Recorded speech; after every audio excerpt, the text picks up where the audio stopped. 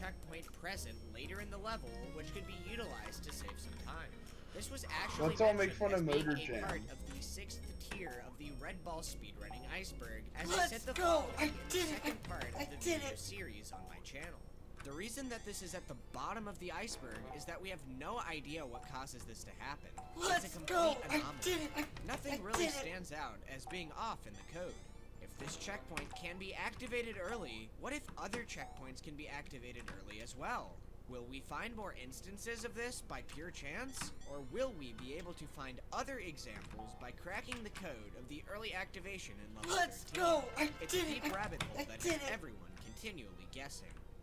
The thing about this checkpoint warp is that it was really easy to perform on accident. All that you had to do was die on the left half of some spikes for it to activate. Unlike Red Ball 1, where the warp was much more precise and required the player to pause for at least 2.8 seconds to avoid being placed back at the checkpoint. Without a doubt, this checkpoint warp had been performed by hundreds of casual players since the game's release in 2009. This was a mystery that had spanned across 12 years, and nobody had ever managed to solve it. The related occurrences in Red Ball 1, Red Ball 2, and Rab all had one thing. Fuck you, Baltimore! Red Ball had to die in order for the glitch to work. Thus, the strategy became known as the Death Warp. And now, people were scrambling to try to figure out exactly why it worked to solve a mystery that had stayed with the game series for over a decade.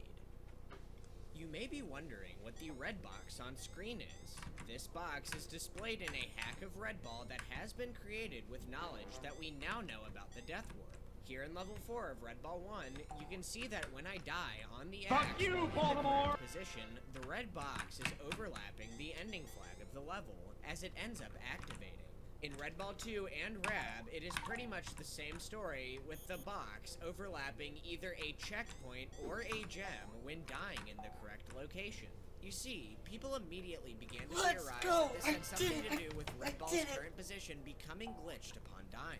Now that we had multiple occurrences of a Death Warp happening, I tried overlaying level 4 of Red Ball and level 13 of Red Ball 2 in order to see if the warp was causing Red Ball to activate the flag at a fixed position away from the death point. It looked close on the x-axis, but the y-axis was completely off. Something else had to be at play. I had the idea to crack open the source code provided to the community by the game's creator, Eugene Fedosiv, to try to get some hard data as to what was going on.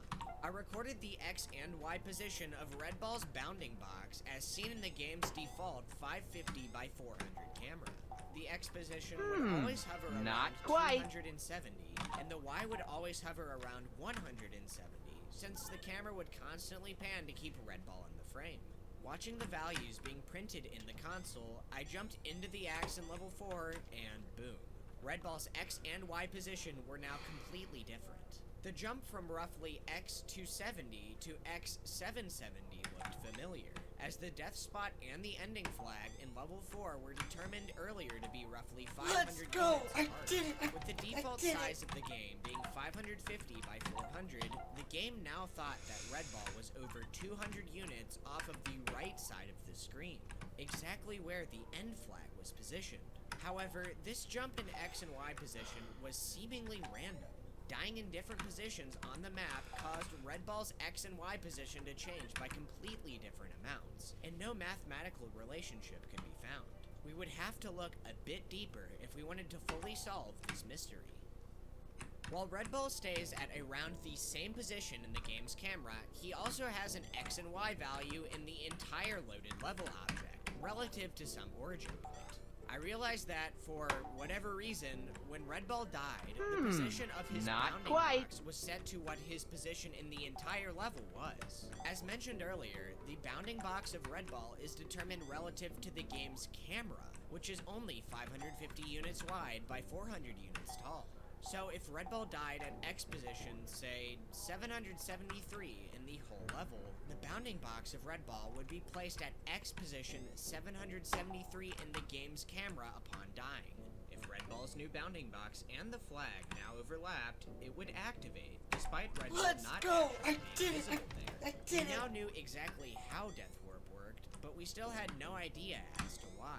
Discoveries like this had always been attributed to some sort of flash jankiness, but it still felt possible to figure out exactly what was going on. Let's Thankfully, go! I Red did Ball it! technical I expert did it! Sage ended up cracking the code. The game of Red Ball is made up of a couple of key layers or elements that make death warping possible. Think of the stage as the default 550 by 400 region that the game displays at all times. The stage is like a camera that pans around the level as Red Ball moves to keep him in frame. In the game's hierarchy, the game is part of the stage, the current level is part of the game, and Red Ball is a part of the level. Thus, everything that Red Ball does is calculated as being a part of the level. Yes! Red Ball dies, he is removed as being part of the level, which causes his sprite to no longer render. However, because Red Ball isn't fully removed, he still exists in a bit of a limbo state, not being a part of any layer of the game. So, Red Ball defaults to becoming a part of the stage, or camera, since it is the highest member of the aforementioned hierarchy. This is what causes Red Ball's position to now be set relative to the camera of the game upon dying. This is what allows for the death warp, as the dramatic change of coordinate system shifts the player's effective position very significantly. To apply newfound knowledge to other levels, Sage had a genius idea. He figured out that by drawing a line between the origin of the level and the end flag, and then bullshit. Not quite a rough estimate for the spot that Red Ball would need to die at in order for a successful death warp. Another diagonal line would also need to be drawn for account for Red Ball not being positioned on the very top left corner of the camera or its origin. Sage drew these lines on level 4 and it matched up flawlessly. Like a bunch of energetic toddlers, we began unboxing fresh packs of markers to draw all over each level in both Red Ball and Red Ball 2 in hopes of discovering new possible death warp spots. Unfortunately, we didn't end up finding anything new. Though a checkpoint warp in level 7 and an end flag warp in level 8 of Red Ball 1 seemed close, neither ended up working out in practice. Thankfully, the death warp in Red Ball 2 lined up perfectly with our model, confirming that the mechanism behind it and the warp in level 4 of Red Ball 1 were exactly the same. So, there you have it. The how and why of death warp fully explained.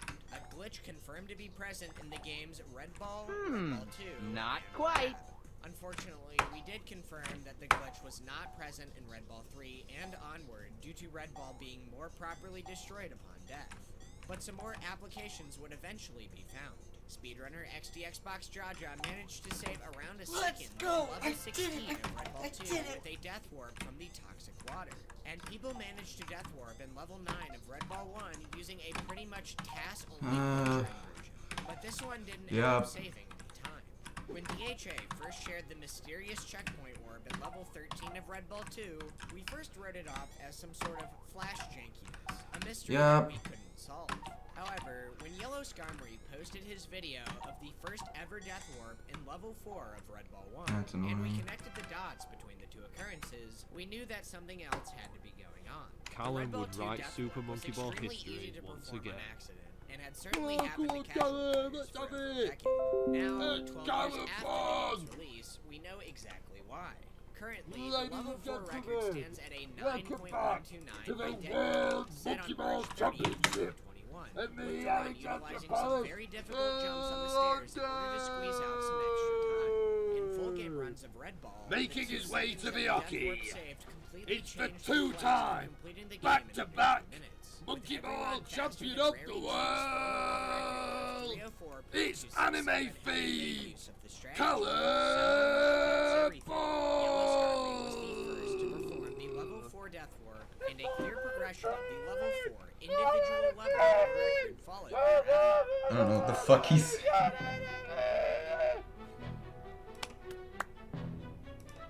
For the second time,